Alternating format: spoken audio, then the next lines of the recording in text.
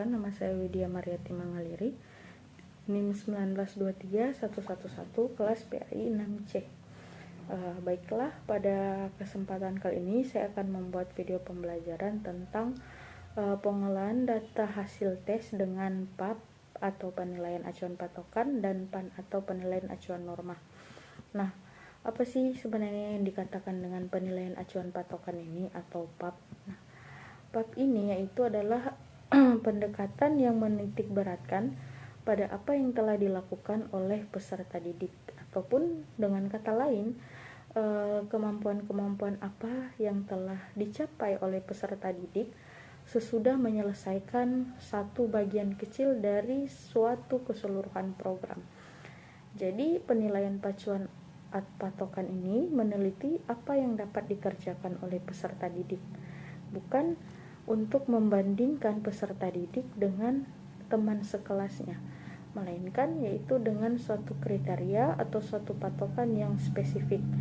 Kriteria yang dimaksud ini adalah suatu tingkat pengalaman belajar yang diharapkan tercapai sesudah selesai kegiatan belajar mengajar, atau sejumlah kompetensi dasar yang telah ditetapkan terlebih dahulu sebelum kegiatan belajar mengajar ini berlangsung. Nah, misalnya kita menentukan kriterianya 75% atau 80%.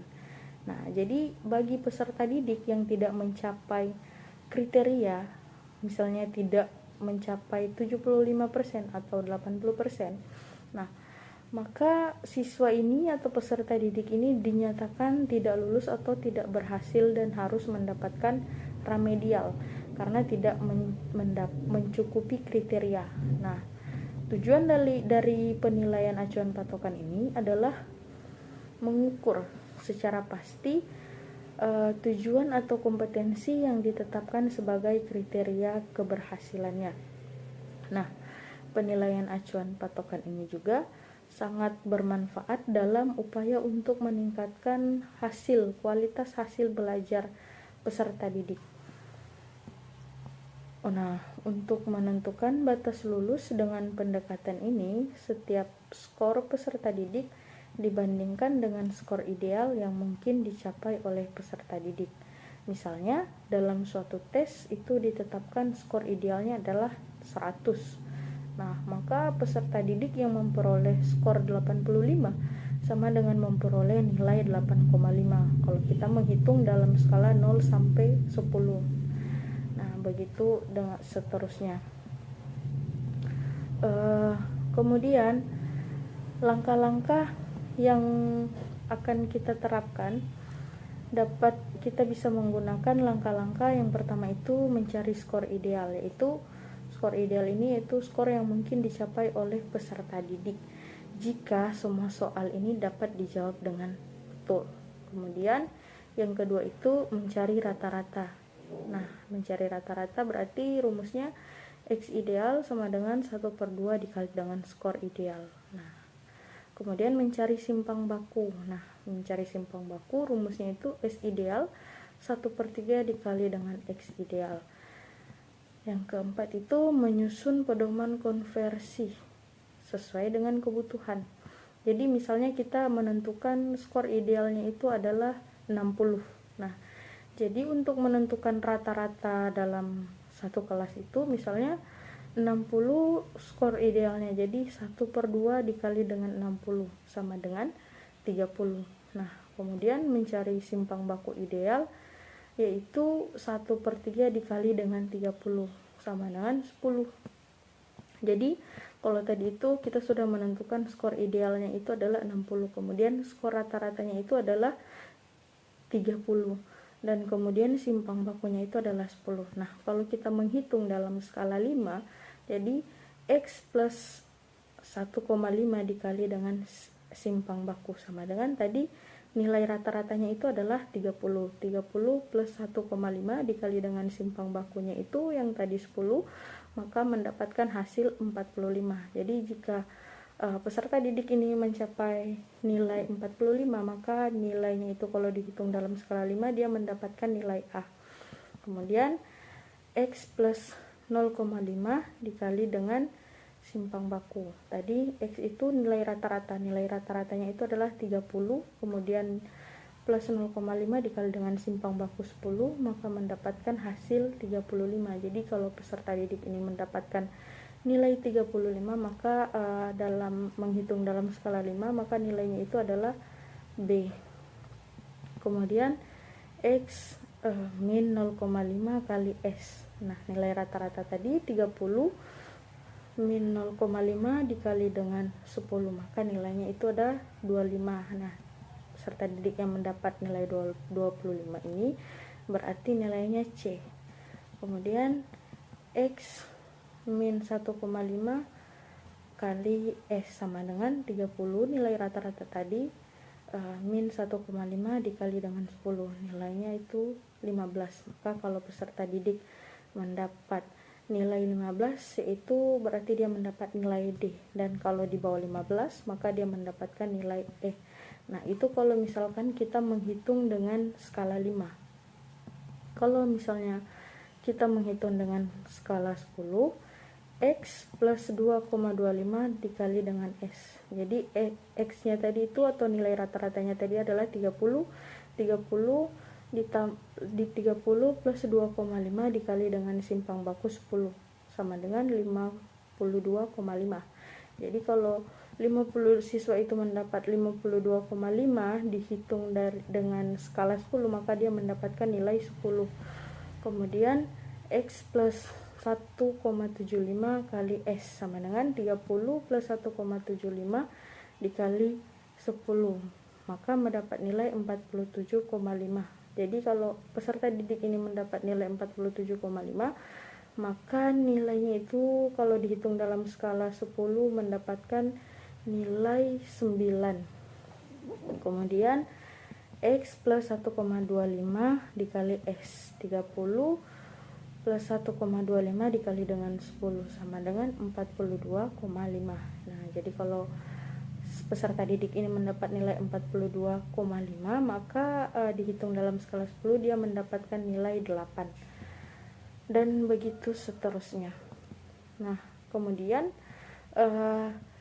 saya membahas tentang penilaian acuan norma atau PAN. Nah, tadi kalau misalkan PAP itu menjelaskan tidak membedakan antara nilai peserta didik satu dan lainnya. Nah, tapi kalau dalam penilaian acuan norma ini skor peserta didik ditentukan dengan cara membandingkan hasil belajarnya dengan hasil belajar peserta didik lainnya dalam satu kelas. Nah, peserta didik ini dikelompokkan berdasarkan jenjang hasil belajar, sehingga dapat diketahui kedudukan relatif seseorang peserta didik dibandingkan dengan teman sekelasnya. Tujuan penilaian acuan norma adalah untuk membedakan peserta didik atas kelompok-kelompok tingkat kemampuan, mulai dari yang terendah sampai dengan yang tertinggi secara ideal. Pendistribusian tingkat kemampuan dalam satu kelompok menggambarkan satu kurva yang normal. Nah, pada umumnya penilaian acuan norma ini dipergunakan untuk seleksi. Soal tes dalam pendekatan ini dikembangkan dari bagian bahan yang dianggap oleh guru urgent sebagai sampel dari bahan yang telah disampaikan. Nah, untuk itu kita harus bisa membatasi jumlah soal yang diperlukan, karena tidak semua materi yang disampaikan kepada peserta didik ini dapat dimunculkan soal-soalnya secara lengkap. Soal-soal juga harus dibuat dengan tingkat kesulitan yang bervariasi, nah mulai dari yang mudah sampai yang sulit, sehingga memberikan kemungkinan jawaban peserta didik ini bervariasi dan soal ini dapat menyebar, dan juga bisa untuk membandingkan peserta didik yang satu dengan yang lainnya. Peringkat dan klasifikasi anak yang didasarkan pada penilaian acuan norma itu lebih banyak mendorong kompetensi daripada membangun semangat kerjasama. Nah, lagi pula tidak menolong sebagian besar peserta didik yang mengalami kegagalan. Dengan kata lain, keberhasilan peserta didik ini hanya ditentukan oleh kelompoknya. Nah, penilaian acuan norma ini biasanya digunakan pada akhir pembelajaran untuk menentukan tingkat hasil belajar peserta didik. Nah, pedoman konversi yang digunakan dalam pendekatan PAN ini atau penilaian acuan norma ini sama dengan pendekatan PAP atau penilaian acuan patokan. Perbedaannya hanya terletak dalam menghitung rata-rata dan simpang baku saja. Dalam pendekatan PAN, rata-rata dan simpang baku itu dihitung dengan rumus statistik sesuai dengan skor mentah yang diperoleh oleh peserta didik. Jika kita menghitung dengan skala 5 dalam penghitungan PAN ini, maka misalnya kita menentukan rata-ratanya itu adalah 34,38. Nah, kemudian simpang bakunya itu adalah 8,79.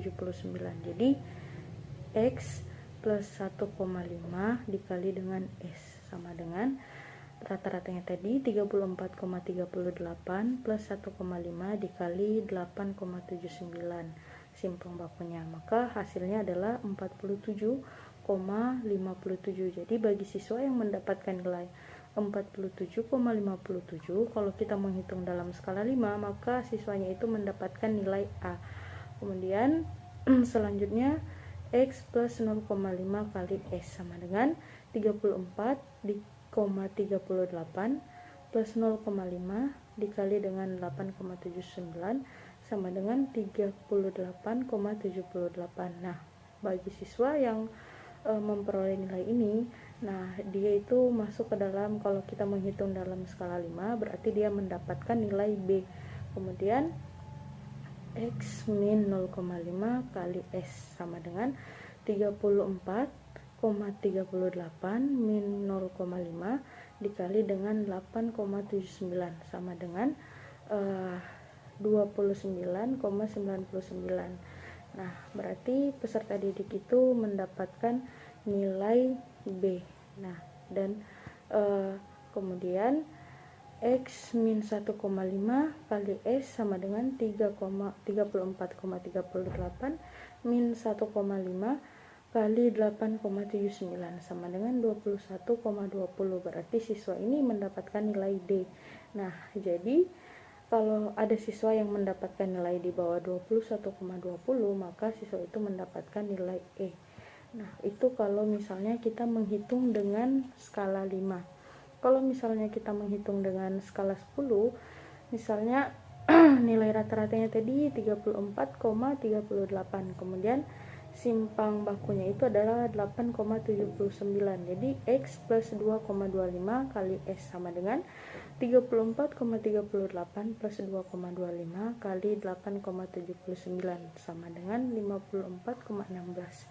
Jadi kalau kita menghitung dengan skala 10, maka peserta didik ini mendapatkan nilai 10. Kemudian X plus 1,75 kali S sama dengan 34,38 plus 1,75 dikali 8,79 sama dengan 49,76.